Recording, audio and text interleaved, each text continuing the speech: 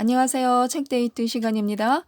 오늘 소개해드릴 책은 더 이상 가난한 부자로 살지 않겠다라는 책입니다. 데이비드 바크, 존 데이비드만 지음, 엄성수 옮김, 위너스북에서 나온 책입니다.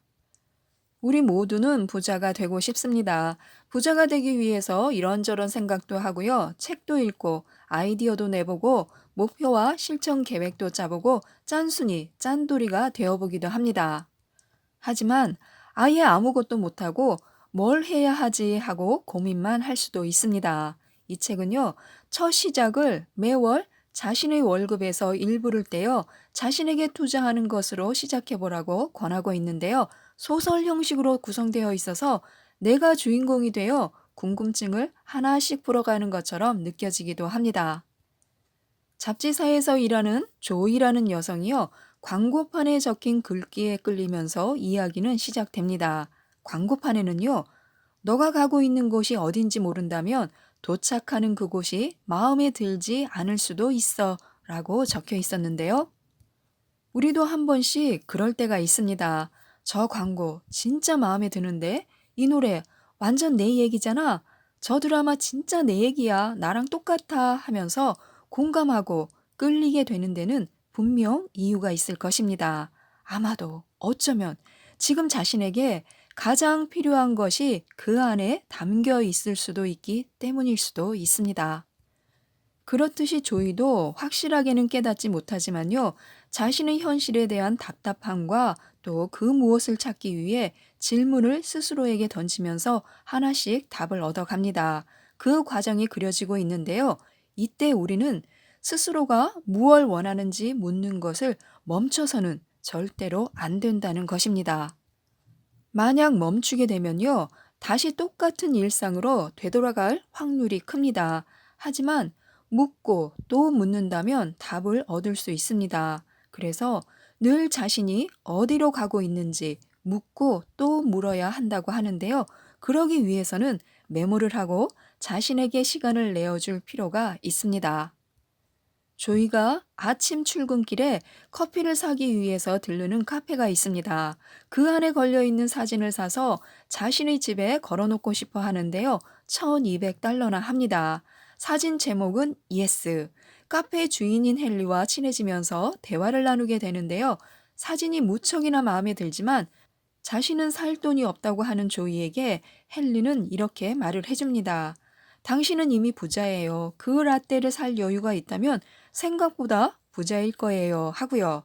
조이는 이해를 못합니다. 그럴 여유가 없다고 생각하기 때문에요. 그럴 여유가 없다는 말은 조이의 삶에서 늘 반복되는 후렴구와 같습니다. 유럽 여행을 가고 싶어. 혼자 글도 쓰고 요가 같은 것도 할 수 있는 제대로 된 침실이 있는 집을 갖고 싶어.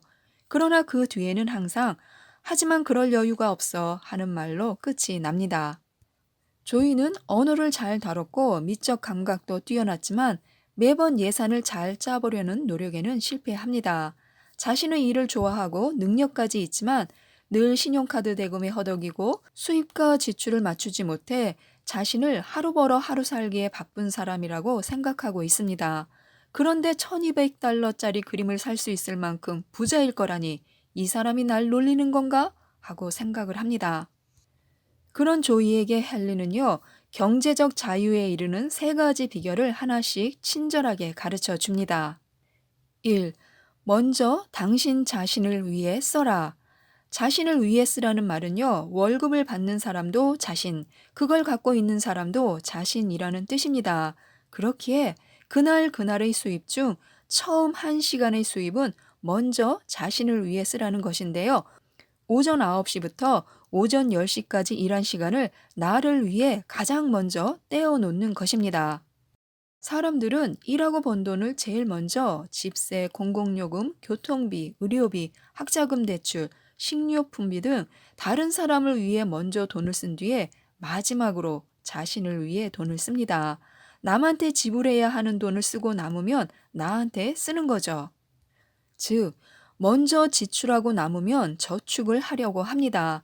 이렇게 하면 평생 다른 사람의 부만 쌓아주는 삶을 살 뿐 자기 자신의 부는 쌓지 못합니다. 그래서 월급을 받을 때마다 일정 금액을 떼어서 연금이든 어디든 먼저 저축부터 해야 합니다.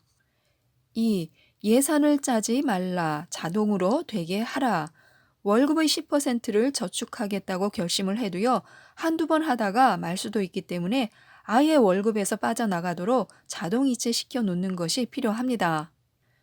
그런데 이런 생각을 할 수가 있습니다. 10%라니요. 쓸 돈도 모자라고 빚도 갚아야 하는데 저축할 돈이 어디 있어요 하고요.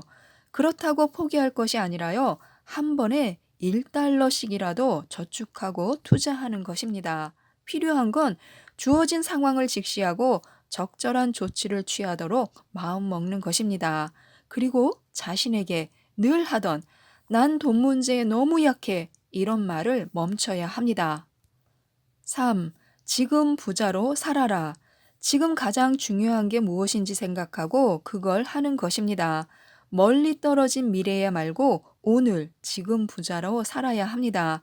흔히 수입이 더 많아지면 부자가 될 것이라고 생각하는데요. 이것도 수입이 잘 관리가 되어야만 가능한 일입니다. 수입이 많아지면 기존의 돈 문제 역시 더 커지기 때문에요. 왜냐하면 돈 관련 문제들은요, 보통 습관에서 나오는데요. 수입이 는다고 해서 습관까지 바뀌진 않습니다. 그래서 경제적으로 안정을 유지하려면 더 많은 수입이 아니라 현명한 절약과 투자가 필요합니다. 진정한 라떼 효과는 어떤 것일까요? 스타벅스에서 커피 한 잔을 살 때마다 두 가지 일이 일어난다고 하는데요. 그 누군가는 커피 한 잔의 값어치만큼 스타벅스 사업의 아주 조그만 부분을 빌려서 자리를 차지하고 앉아 커피를 마십니다. 그리고 또 누군가는요, 스타벅스의 주식을 사서 스타벅스의 일부를 소유하여 조금 더 부자가 되기도 하고요. 이처럼 라떼 효과를 찾는다는 건요, 중요한 것과 중요하지 않은 걸 명확히 한다는 뜻입니다. 그래서 하루에 5달러든 10달러든 매일 소소하게 낭비되는 것들을 찾아 그 돈을 자기 자신의 미래를 위해서 쓰는 것입니다. 무엇인가 조그만 걸 포기하고 큰 걸 갖자는 의미입니다. 이렇게 자신을 위해 1달러, 10달러를 집이나 기업의 주식을 사는데 또 저축하는 데 쓰는 것으로 자신의 미래를 위해서 투자한다면 자기 삶의 소유권을 갖게 됩니다. 지금까지 이 책에 대해서 말씀드렸는데요. 진짜 부자로 사는 것은 그 누군가가 아닌 스스로가 자신을 온전히 책임질 수 있을 때 찾아오는 것 같습니다. 오늘을 풍요롭게 후회 없이 감사하며 최선을 다해 행복하게 열심히 사는 오늘이 되어야겠습니다. 이상 책데이트였습니다. 감사합니다.